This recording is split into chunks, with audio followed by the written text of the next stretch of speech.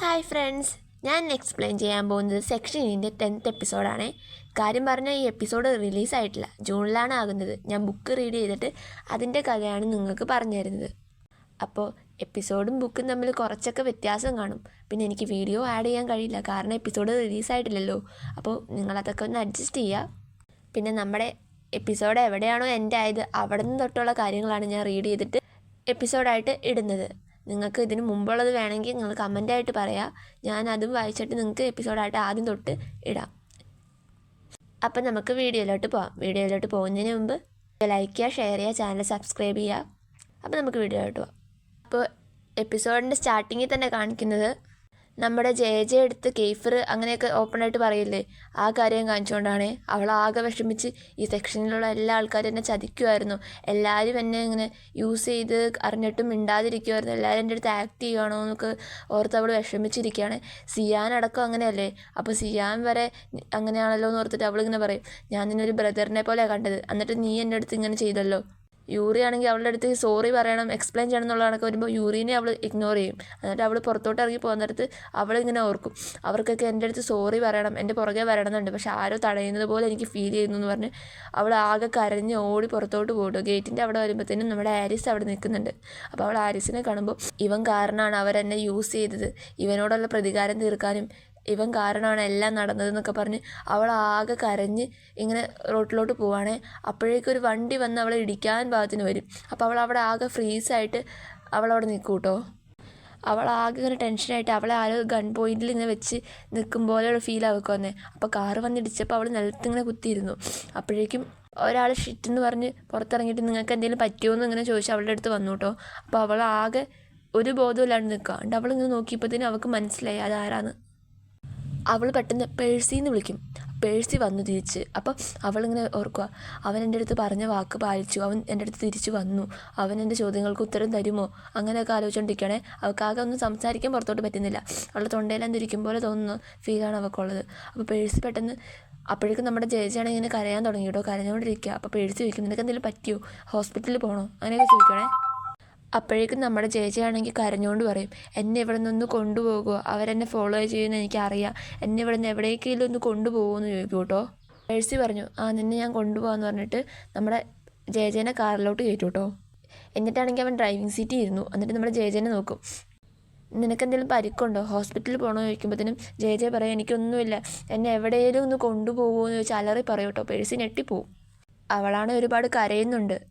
അപ്പോഴേക്കും കാറിൻ്റെ സ്പീഡ് കൂട്ടിയിട്ട് അവൻ എവിടേക്കോ പോകുന്നുണ്ട് കേട്ടോ. അപ്പോൾ നമ്മുടെ ചേച്ചി ഇങ്ങനെ പറയും, എനിക്കറിയത്തില്ല ഇപ്പോൾ എവിടേക്കാണ് പോകുന്നതെന്ന്, പക്ഷേ എനിക്ക് കുറേ ദൂരത്തേക്ക് പോകാനാണ് ഇപ്പോൾ ആഗ്രഹം, എൻ്റെ അമ്മയിൽ നിന്നും ഏരിസിൽ നിന്നും പിന്നെ ആ സ്നേക്കുകളിൽ നിന്നും പിന്നെ പ്രത്യേകിച്ച് അവരുടെയൊക്കെ രാജാവായ കെയ്ഫറിൽ നിന്നും എന്ന് പറഞ്ഞിട്ട് അവളിങ്ങനെ പറയൂ കേട്ടോ. കെയ്ഫറാണെങ്കിൽ അവളെ യൂസ് ചെയ്തു എന്ന് പറഞ്ഞില്ലേ, ആ വേർഡ് തന്നെയാണ് അവളുടെ മൈൻഡിലോട്ട് തന്നെ.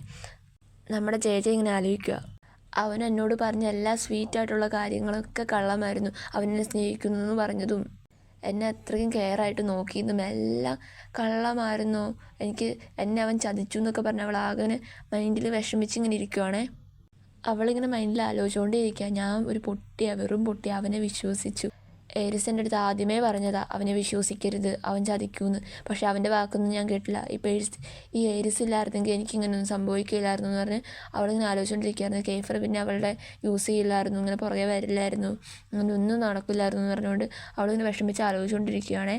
അപ്പോഴേക്കും നമ്മുടെ പേഴ്സി ഇങ്ങനെ വിളിക്കും ജേജേനെ, എന്തെങ്കിലും സംഭവിച്ചോ എന്ന് ചോദിക്കും.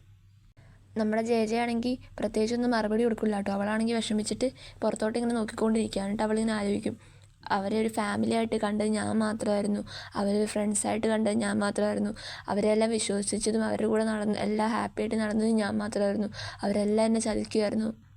അല്ലെങ്കിൽ എന്നെപ്പോലെയുള്ള ഒരാളെ ആരാ കൂട്ടായിട്ട് ഇങ്ങനെ കൊണ്ടു നടക്കുക, അതൊക്കെ ഞാൻ നേരത്തെ മനസ്സിലാക്കേണ്ടതായിരുന്നു.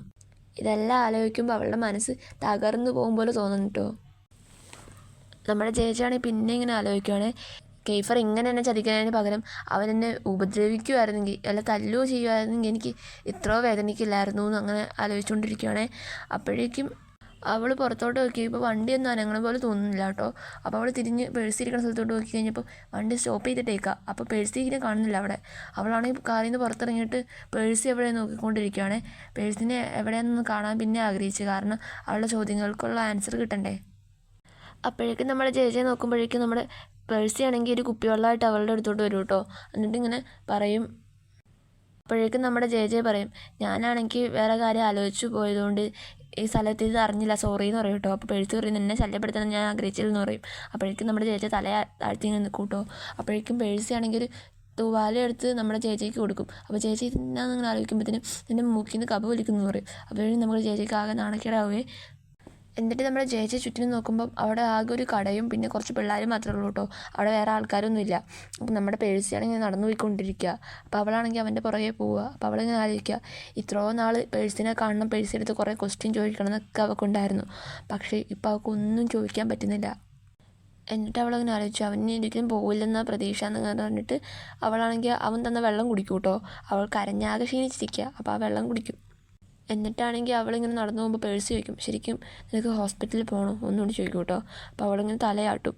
അപ്പം നമ്മുടെ പേഴ്സാണെങ്കിൽ പിന്നെ ചോദിക്കും, ഒക്കെ നടത്തുന്നത് നിർത്തിയിട്ട് പിന്നെയും ചോദിക്കും, ഇന്നലെ എന്താ സംഭവിച്ചതെന്ന് ചോദിക്കും. നമ്മുടെ ജേജയ്ക്കാണെങ്കിൽ ഒന്നും പറയാൻ പറ്റാത്തതുകൊണ്ട് അവൾ പിന്നെയും തലയാട്ടി. അപ്പം നമ്മുടെ പേഴ്സിക്കാണെങ്കിൽ എന്തോ ഒരു ഇതുപോലെ തോന്നിയിട്ട് അവനൊരു ശ്വാസം ഇങ്ങനെ എടുത്തിട്ട് പയ്യെ അവന് നടന്നു പോകട്ടോ. അപ്പം നമ്മുടെ ജേജ ഇങ്ങനെ ആലോചിക്കും, ഇത്ര നാൾ കുറേ ചോദിക്കണമെന്നുണ്ടായിരുന്നല്ലോ, ഇപ്പോൾ ഒന്നും പറ്റുന്നില്ലല്ലോ. എന്നിട്ട് എന്തേലും ആട്ടെ ചോദിക്കാമെന്ന് വിചാരിച്ച് അവൾ തീരുമാനിക്കും കേട്ടോ. എന്നിട്ട് നമ്മുടെ ജേജ ചോദിക്കും, പപ്പയ്ക്ക് എങ്ങനെയുണ്ടെന്ന് ചോദിക്കുമ്പോഴത്തേനും പപ്പ ഇപ്പോൾ ന്യൂയോർക്കിലാന്ന് പറയും കേട്ടോ. എപ്പോൾ തിരിച്ചു വരുമെന്ന് ചോദിക്കുമ്പോഴത്തേനും അവൻ പറയും, എനിക്കറിയില്ലെന്ന് പറയും. അപ്പം നമ്മുടെ ചേച്ചി ഇങ്ങനെ ആലോചിക്കും, അവൻ എന്തോ എൻ്റെ അടുത്തുനിന്ന് മറയ്ക്കാൻ ശ്രമിക്കുന്ന പോലെ, എന്തോ ഇവിടെ അടുത്തുണ്ടായിട്ട് ഒത്തിരി അകന്ന് നിന്ന് സംസാരിക്കുന്ന പോലെ ഒരു ഫീലാണ്, അങ്ങനെ വിചാരിക്കും കേട്ടോ അവൾ. എന്നിട്ട് നമ്മുടെ പേഴ്സിയാണെങ്കിൽ പിന്നെ നടക്കാൻ തുടങ്ങി. അപ്പം നമ്മുടെ ചേച്ചിയാണെങ്കിൽ ആകെ മടുത്തു. അവൾക്കാണെങ്കിൽ എല്ലാം കൂടി ഒരുമിച്ചല്ല വന്നിരിക്കുന്നത്. അവൾ അവിടെ തന്നെ ഇരുന്നു. എന്നിട്ട് ഇങ്ങനെ ആലോചിക്കുക, ഇത് ഒന്നിനു പുറകെ ഒന്നായിട്ട് വരുമായിരുന്നു കുഴപ്പമില്ലായിരുന്നു, ഇതിപ്പോൾ എല്ലാം കൂടി ഒരുമിച്ചാണല്ലോ വന്നതെന്ന് ഇങ്ങനെ ആലോചിക്കുകയെ. നമ്മുടെ ചേച്ചി ഇങ്ങനെ ആലോചിച്ചു, അവർക്കൊക്കെ ഞാൻ കരണ കാണാൻ ഭയങ്കര ഇഷ്ടമല്ലേ, എന്നിട്ട് എന്തിനാണ് ഇവരിങ്ങനെ പെട്ടെന്ന് ഇങ്ങനെ ഇതാക്കിയത്, ഈ പേഴ്സിയും കാരണം എനിക്കിപ്പോൾ പെട്ടെന്ന് ഈ വേദന വരാൻ കാരണം എന്ന് അവൾ പറയും കേട്ടോ. എന്നിട്ടാണെങ്കിൽ അവളിങ്ങനെ ആലോചിക്കും, ഇത് കർമ്മയാണ്, ഞാൻ പണ്ട് മുത്തശ്ശീനെ ഒരുപാട് വിഷമിപ്പിച്ചിട്ടുണ്ട്, അതുപോലെ തന്നെ എൻ്റെ കൂടെ പഠിച്ചവരെയും സ്കൂളിലൊക്കെ ഞാനൊരു തലവേദനയായിരുന്നു, അതിനുള്ളതൊക്കെ എനിക്ക് തിരിച്ച് കിട്ടുന്നതെന്ന് അവളിങ്ങനെ ആലോചിക്കുകയെ. അപ്പോഴേക്കും പേഴ്സി വന്ന് അവളുടെ അടുത്തിരിക്കും. എന്നിട്ട് പേഴ്സി ചോദിക്കും, ഇനിയെങ്കിലും പറയാവോ എന്താ ഉണ്ടായെന്ന്. അപ്പോൾ അവൾ പേഴ്സി ഇരുന്ന് ശ്രദ്ധിച്ചിട്ടുണ്ടായിരുന്നില്ല. അപ്പോൾ അവൾ പേഴ്സിനെ നോക്കി. അപ്പോൾ അവളുടെ കണ്ണീര് കാരണം അവൾക്കൊന്നും പറയാൻ പറ്റുന്നില്ല. നമ്മുടെ പേഴ്സി ആണെങ്കിൽ ചോദിക്കുക, ഇനിയെങ്കിലും ഒന്ന് പറയുമെന്ന് ചോദിക്കും കേട്ടോ. അപ്പോഴേക്കും നമ്മുടെ ജേജി ഇങ്ങനെ പറഞ്ഞു, അവൻ എന്നെ യൂസ് ചെയ്യായിരുന്നു എന്ന് പറഞ്ഞു എന്ന് പറയും കേട്ടോ. അപ്പോഴേക്കും പേഴ്സിയാണെങ്കിൽ അവളെ കെട്ടിപ്പിടിച്ച് സമാധാനിപ്പിക്കും. അപ്പോൾ അവളാണെങ്കിൽ കരയാൻ തുടങ്ങി, ഒരു കുഞ്ഞു കുട്ടീനെ പോലെ. അവളിങ്ങനെ പറയും കേട്ടോ, എന്നെ എല്ലാവരും പറ്റിക്കും, എൻ്റെ അടുത്തുള്ളവർ. ഏരിസ് എൻ്റെ സഹോദരനാണ്, എൻ്റെ സ്വന്തം ബ്രദർ, അവൻ കാരണമാണ് ഇങ്ങനെയൊക്കെ ഉണ്ടായത്, ഓരോ സത്യങ്ങളും ഒന്നിൻ്റെ പുറകെ ഒന്നായിട്ട് എന്നെ വേട്ടയാടിക്കൊണ്ടിരിക്കുകയെന്ന് ഇങ്ങനെ പറയും കേട്ടോ. അപ്പോൾ പേഴ്സി ഇതൊക്കെ കേട്ടിട്ട് ഒന്നും പറയുന്നില്ല. അപ്പോൾ അവളാണെങ്കിൽ പെട്ടെന്ന് എന്തോ ചിന്തിച്ചിട്ട്, അവനും ഇതറിയായിരുന്നൂലേ, എന്നിട്ട് എൻ്റെ അടുത്ത് പറയാത്ത അല്ലേന്നുള്ള കാര്യം അവൾ റിയലൈസ് ചെയ്യും കേട്ടോ. എന്നിട്ട് അവളെ ഹഗ് ചെയ്ത് മാറ്റിയിട്ട് അവനിട്ട് ഒരു ഇടി കൊടുക്കും. ഇടി കൊടുത്തിട്ട് അവളിങ്ങനെ തിരിഞ്ഞ് പോകും കേട്ടോ. അപ്പോഴേക്കും നമ്മുടെ പേഴ്സി വന്നിട്ട് പറയും, നീ ഒരു പെൺകുട്ടി തന്നെയാണോ, ഇടിക്ക് നല്ല വേദന ഉണ്ട് കേട്ടാന്ന് പറയും. അപ്പം നമ്മുടെ ജേജയ്ക്ക് ആകെ ദേഷ്യം വരും. എന്നിട്ട് നമ്മുടെ പേഴ്സി പറയും, ജേജയുടെ സ്റ്റെപ്പ് ബ്രദറാണല്ലോ നമ്മുടെ പേഴ്സി. അപ്പോൾ ജേജയുടെ അച്ഛൻ വഴി ഇവനാണെങ്കിൽ അറിഞ്ഞിട്ടുണ്ടായിരുന്നു ഏരിസും ഇവരും സിബ്ലിങ്സാണ്. എന്നിട്ടാണെങ്കിൽ അവൻ പറയാൻ തുടങ്ങും കേട്ടോ, ഡേവിഡ് വഴി അവനാണെങ്കിൽ കേഫറിൻ്റെ പ്ലാനും അറിഞ്ഞായിരുന്നു. ജേജേനെ എങ്ങനെയും പ്രൊട്ടക്റ്റ് ചെയ്യാൻ വേണ്ടിയാണ് അവൻ ഇത്രയും വേഗം വന്നത്. കേഫറിൽ നിന്ന് എന്നെ പ്രൊട്ടക്റ്റ് ചെയ്യാൻ ഞാൻ എത്ര പെട്ടെന്ന് തിരിച്ചു വരാൻ കുറേ ശ്രമിച്ചതാണ്. എനിക്ക് കുറച്ച് പ്രശ്നം വന്നു, അതെത്തിയില്ലായിരുന്നെങ്കിൽ ഞാൻ എത്രയും പെട്ടെന്ന് എൻ്റെ അടുത്ത് വന്നാനേ. അപ്പം നമ്മുടെ ജേജയ്ക്കാണെങ്കിൽ ആകെ പ്രാന്ത് പിടിക്കുക, ആരെ വിശ്വസിക്കണമെന്ന് മനസ്സിലാവുന്നില്ല. നമ്മുടെ പേഴ്സി ഇങ്ങനെ പറയാൻ തുടങ്ങി, ഒരു പക്ഷേ ഞാൻ നിന്നെ വിഷമിപ്പിച്ചേക്കാം, അവരെ പോലെ നിന്നെ വിഷമിപ്പിച്ചേക്കാം, പക്ഷേ നിന്നെ ഒറ്റയ്ക്ക് വിടില്ല എന്നുള്ളതൊക്കെ ഇങ്ങനെ പറയൂ കേട്ടോ. അപ്പം നമ്മുടെ ജേജയ്ക്കാണെങ്കിൽ ആകെ ഒരു ആശ്വാസം കിട്ടുപോലെ കേട്ടോ. അപ്പോൾ അവനാണെങ്കിൽ അവളെ ഹഗ് ചെയ്യും. എന്നിട്ട് അവൾക്ക് ആകെ എന്തോ ആശ്വാസം കിട്ടിയ പോലെ ഫീൽ ചെയ്യുവേ. നമ്മുടെ ജേജയ്ക്കാണെങ്കിൽ പിന്നെ ആകെ പേടിയാവുക, ആരെ വിശ്വസിക്കണമെന്ന് അറിയത്തില്ല, അവളാകെ പേടിച്ചിരിക്കുകയാണേ. എന്നിട്ട് നമ്മുടെ ജേജയാണെങ്കിൽ നമ്മുടെ പേഴ്സിനെ വിശ്വസിക്കാമെന്ന് അവൾ തീരുമാനിച്ചു കേട്ടോ. എന്നിട്ട് നമ്മുടെ പേഴ്സിയാണെങ്കിൽ അവളെ കംഫർട്ടാക്കും പോലെ അവളുടെ അടുത്ത് നിന്നു കേട്ടോ. അപ്പോൾ അവന് ചിരിച്ചു പയ്യെ, അവളുടെ വിഷമമൊക്കെ പയ്യെ കുറഞ്ഞ പോലെ ഒക്കെ ഒരു ഫീൽ വന്നു. നമ്മുടെ ചേച്ചിയാണെങ്കിൽ പെട്ടെന്ന് ഇങ്ങനെ പറയും, ഇതെന്ത് കഷ്ടമാണ്, എനിക്കാണെങ്കിൽ എൻ്റെ തല ഒരു പാറക്കല്ലിൽ ഇടിച്ച കണക്ക് ഫീൽ ആവുക, ഇതെന്താ എനിക്ക് ആരെ വിശ്വസിക്കേണ്ടതെന്ന് അറിയത്തില്ല, എൻ്റെ കൂടെ ഉള്ളവരെല്ലാം ഒരു മാനസിക ആശുപത്രി കൊണ്ടുവിടണം എന്നൊക്കെ എനിക്ക് തോന്നുവാന്നിങ്ങനെ പറയും കേട്ടോ. എന്നിട്ട് അവൾ പിന്നെ പേഴ്സിനെ നോക്കി പറയും, എൻ്റെ ജീവിതത്തിൽ പിന്നെ ഒരു പ്രാന്തം കൂടി വന്നതെന്ന് ഞാൻ വിചാരിക്കട്ടെ എന്നിങ്ങനെ പറയും കേട്ടോ. അപ്പോൾ നമ്മൾ പേഴ്സിയാണെങ്കിൽ ഉറക്കിങ്ങനെ ചിരിക്കാൻ തുടങ്ങും കേട്ടോ. എന്നിട്ട് നമ്മുടെ ജേജി തമാശ പറഞ്ഞ പോലെ, അപ്പം നമ്മുടെ ജേജി ഇങ്ങനെ പറയും, നിൻ്റെ തമാശ ഒന്നും എനിക്ക് കേൾക്കാൻ കഴിയില്ല, നീ ആരാന്ന് പറ, എനിക്ക് സമയമില്ലെന്ന് പറയും കേട്ടോ. അപ്പം നമ്മുടെ പേഴ്സിയുടെ മുഖഭാവം ആകെ മാറും. നമ്മുടെ പേഴ്സ് പറയും, ഞാൻ ആരാ നിനക്ക് അറിയണമെന്ന് ആഗ്രഹമുണ്ടെന്ന് എനിക്കറിയാം, പക്ഷേ ഇപ്പോൾ പറയാൻ പറ്റില്ല, നീ ഇപ്പോൾ ഒരുപാട് വിഷമിച്ചിരിക്കുക, ഈ സമയത്ത് ഞാൻ പറയില്ലെന്ന് പറയും കേട്ടോ.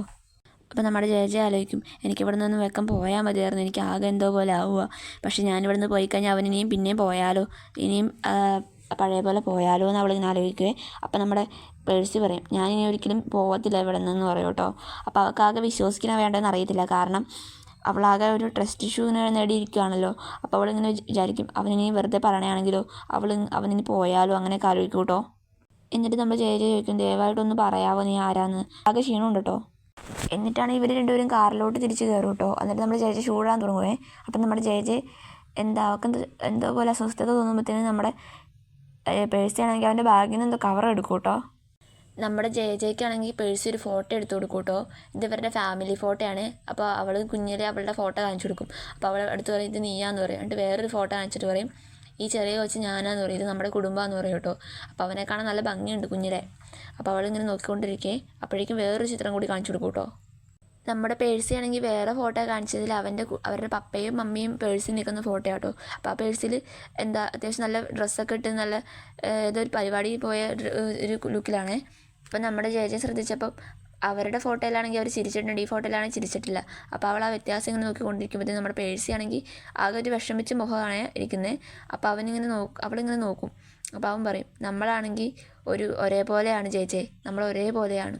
നമ്മുടെ പേഴ്സി ഇങ്ങനെ പറയും കേട്ടോ, നമ്മൾ രണ്ടുപേരും അവിഹിതത്തിലുള്ള കുഞ്ഞുങ്ങളാണെന്ന്. ഇതും പറഞ്ഞുകൊണ്ട് നമ്മുടെ ഇന്നത്തെ എപ്പിസോഡ് ഇവിടെ തീർന്നു. അപ്പം ഞാനിത് കഥ വായിച്ചിട്ട് പറയുന്നതാണ്. അപ്പം അതിൻ്റേതായ എല്ലാ പോരായ്മകളും ഇതിലുണ്ട്. കാരണം ഒരു കാര്യം വായിച്ചിട്ട് പറയുമ്പം അത് എല്ലാവർക്കും മനസ്സിലാവണമെന്നില്ലല്ലോ. അപ്പം ഞാൻ പറയണം, മനസ്സിലായില്ലെങ്കിൽ നിങ്ങൾ കമൻ്റായിട്ട് പറയണം. പിന്നെ എനിക്ക് വീഡിയോ ഒട്ടും ആഡ് ചെയ്യാൻ ഒരു വീഡിയോ ഇല്ലാത്തതുകൊണ്ടാണ് ഇങ്ങനെ ഫോട്ടോസ് ആഡ് ചെയ്യുന്നത്. അപ്പോൾ നിങ്ങൾ മാക്സിമം എല്ലാവർക്കും ഷെയർ ചെയ്യുക. കാരണം കുറേ പേര് അടുത്തത് എന്താണെന്ന് അറിയാൻ വേണ്ടി വെയിറ്റ് ചെയ്ത് നിൽക്കുന്നുണ്ട്, അവർക്കും ഷെയർ ചെയ്യുക. അപ്പോൾ വീഡിയോ ഇഷ്ടപ്പെട്ടാൽ ലൈക്ക് ചെയ്യുക, ഷെയർ ചെയ്യുക. പിന്നെ വീഡിയോ അടുത്തത് കാണണമെങ്കിൽ ചാനൽ സബ്സ്ക്രൈബ് ചെയ്യുക. താങ്ക്